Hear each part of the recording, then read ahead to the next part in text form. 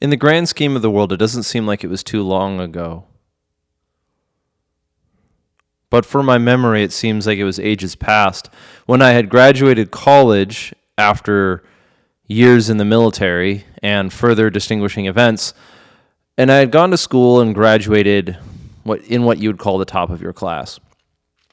But it was that time after graduation when I hit what many veterans call the post-military slump, that kind of period of depression where aimlessness and a sense of misdirection or a lack of direction takes hold of your mind and your heart, and you start wandering through the world trying to figure out who you are in this brave new world.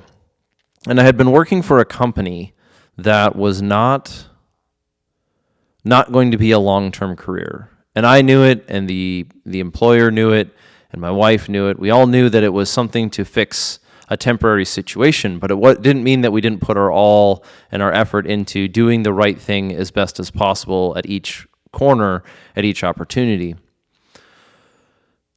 And while the experience there wasn't exactly a pleasant one, there was certainly issues with leadership or whatever you want to argue about or condemn or blame as the problem. But that leadership issue taught me a lesson. And that lesson can be paired with a truth, a tautology that exists within philosophy, particularly within logic, which is that is the law of the excluded middle. And the lesson of today and the subject that I wanted to talk about is about choice and how studying philosophy can lead to understanding real-world scenarios in a better way. In other words, if we were to simply abstract philosophy into some study of big words and weird concepts that have no relation to our lives, then perhaps that is what people call navel-gazing and will go nowhere. At the same time, if we were neglect completely what we think about, then we will find ourselves trapped quickly by fools and liars and those seeking to manipulate us to their will. And while the West also places a lot of emphasis on intelligence and logic and reason, it also comes to find out from time to time that those are not the only forces that guide a person's decisions. So I'll continue on with the story. I was working for this company, and the owner of the company was not really a part of it. He was an inheritor, and he had left the management of the company to a series of individuals who were in mixed levels of maybe post-midlife crisis, or midlife crisis if you wanted to call it that. But it taught me a valuable lesson, and that is of choice.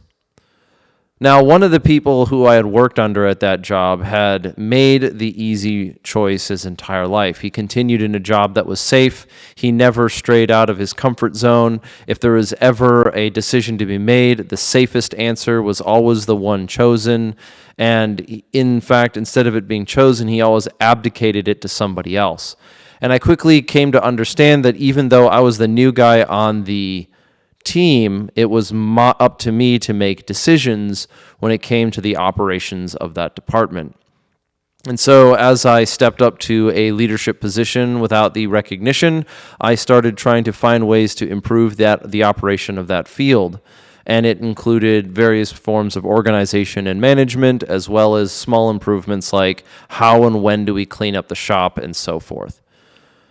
But as time would go on, that relationship would turn into resentment. And while I oftentimes tell stories about how I've learned something from a scenario about my own behavior and ways to correct it for myself, this one had to come from the outside. And it came across as I was preparing to leave the company. I got to witness something that I don't think anyone I got to witness something that no one wants to go through, and that is coming to realize that one has chosen the mediocre path of abdicating choice. And what it looks like in an argument of logic is a thing is either true or it is not true. There is no excluded middle. You either have A or not A. There is no third option, for if you can find a third option within your framework, then what you've produced is an insufficiently specific premise in which you are evaluating or dealing with. But for this man who was working at this position of employment, and working might be a stretch if you know the history, he had chosen a safe route, and he had always sort of followed. It's not even just followed the rules, but anytime there was an opportunity where he had to make a choice, he abdicated that choice to somebody else. Sometimes it was his employees, sometimes it was his employer, sometimes it was whatever the easiest answer was.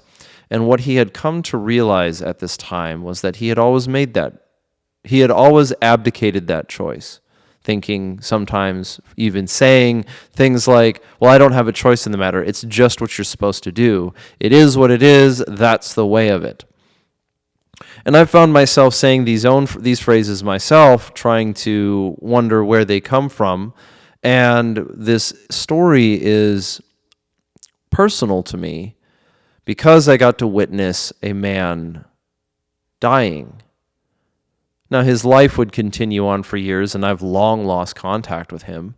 But it was such that you could feel pity for him in a sense, but only pity, not really the same amount of compassion, because he would always abdicate his responsibility. He was a manager, after all. His job was to run the floor. He had responsibilities and duties, but he left those responsibilities and duties up to the people who he was supposed to manage, and by their own goodwill and continued hard work, they carried on with or without his guidance.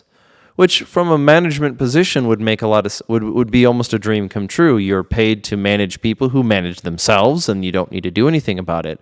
But that same mentality had begun to apply, or had long been applied, to the remainder of his life, so far as we understood. And it all came crashing down on one sad day when he came to realize that he never made choices. Or he had made choices, in fact, and that choice was to make no choice. And that is what the law of excluded middle will teach us about how we live in this world, although it seems like a bit of a stretch, and those who are embroiled in classic philosophy may find it a little bit off-putting that I would take such a fundamental concept and apply it in story form to somebody's option. What we had recognized was that this man was faced with choices his entire life, and while he oftentimes abdicated those choices, thinking that he didn't have to make him, in doing so, at each avenue, at each fork in the road, he still made a choice. The choice of abdication is itself a choice to choose not to participate or to avoid one's responsibility, to turn away from the bright light of the end of the tunnel before you and hope that somebody leads you out. And you might find this in conflict with ideas of religious servitude or dedication to a god or focus on some sort of higher value, but that in itself is the point. There is no such thing as having no choice. Choosing to believe or choosing not to believe is itself part of the bargain. There is no excluded middle. You cannot choose such that you serve nothing, because you will end up serving something. And when you choose to serve nothing, you end up serving a shadow of yourself. And so, for those who are in search of a higher power or a higher purpose, something to pursue or something to follow, this is your calling. You are on the right path to pursue it. Now pursue that which is right. And it's an interesting point to find ourselves in this world where we are going to be faced with difficult options. We may find ourselves as soldiers or as police officers facing an unethical battle, or we may find ourselves as citizens and civilians dealing with not only ethics questions, but how do we keep our job, or where do we stand in the world, and how do we make our positions more secure.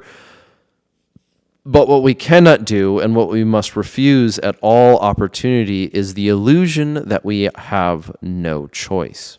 Now, this is a slightly different argument than what you might see in determinism, but this is a similar concept. Determinism, when applied too far, restricts man's or reduces man to something that cannot make choice at all.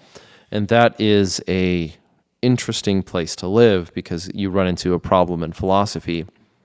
which is that between determinism and libertarian free will, but we will have to get into that at another time. What I am trying to get to here and what I am saying is that when we live in a world that we do, we must make choices. And even if we tell ourselves that we are choosing to opt out of the option, we have that word buried in the context. Choice is a tricky thing because it involves responsibility. It has consequences. But then when we understand that refusing to make a choice itself has consequences, we recognize that there is no place to escape. We are adults. We are adults. We are men. This poor cat can't sit on a lap and it doesn't know what it wants to do. Sorry for the distraction. I have to include that. It's just worth it. But as men, we make decisions and we have choices. And if we abdicate that responsibility, we are only hiding from ourselves that we are making a choice.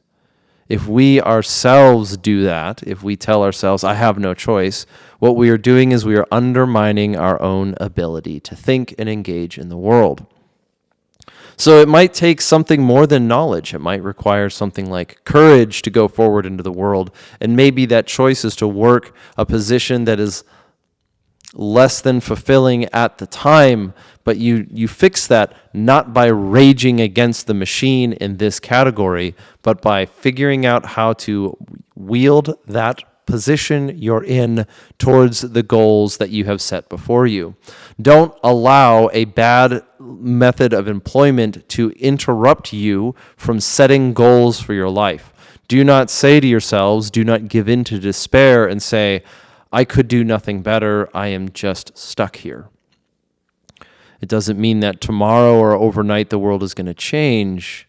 But what we do know, and what I am concluding from this argument, from this short maybe exhortation again, let's go, Kitty.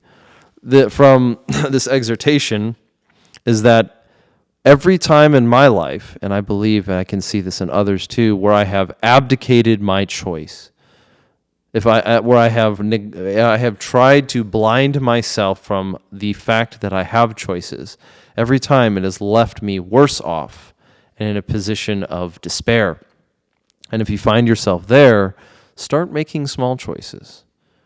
One example that has been relevant in my life lately is the choice to set a better routine for myself. I've allowed it to fall apart, kind of get a little chaotic. And while that may sound like the frantic artist or the rogue philosopher or whatever sort of poetry you want to fit into the term, it has left me in a position where I have to now repair the damage left from decay. And so that is where we are at. And the law of excluded middle within logic is a law which claims that something is either true or not true. And if you are finding a way out, a third option, then what you're claiming to be true or not true, or whatever is being engaged, is not quite clear enough, or you're not engaging with it honestly. And so that is where I must leave you. If you want to understand the foundations of logic, there are three that we begin with. One is the law of identity. A is A. A statement is itself and nothing else. The second one is the law of excluded middle. A premise is either true or not true. There is no third option. And then the third law is the law of non-contradiction. A thing cannot be true and not true at the same time.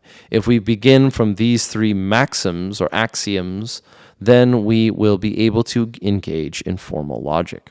But if you find contradictions in the way that you think, then you have identified something that needs be remedied. And if a contradiction in our lives is when we live one way and say another. So with that being said, this is the Redacted Culture Cast, and we have addressed the idea of the law of excluded middle through a story about people who have chosen to abdicate their choice, thinking that they're making a third way out of their predicament, but instead abdicating that, choosing one of the binaries. You can make a choice or you can make no choice, but both of them in the end are a choice. If that has left you well today, if that has given you something to think about, a way of making our lives better, I appreciate the time that you've spent with us. You can head over to redactedllc.com. We don't have any merch up at the time of this writing or speaking, or you can head over to redactedculture.locals.com and join in the conversation. That's where we're going to keep some of the spice. So if that's what you want, if that's what you're looking for, if you want to support the efforts as we make not only gun culture but Americana a more intellectual and available space, that sounds so woke. Let's get over that one. If you want to be a part of this movement within gun culture, which seeks to add one more intellectual tool to our equipment, then you can support us at redactedculture.locals.com. With that being the case, we're going to close out. Go forth and conquer.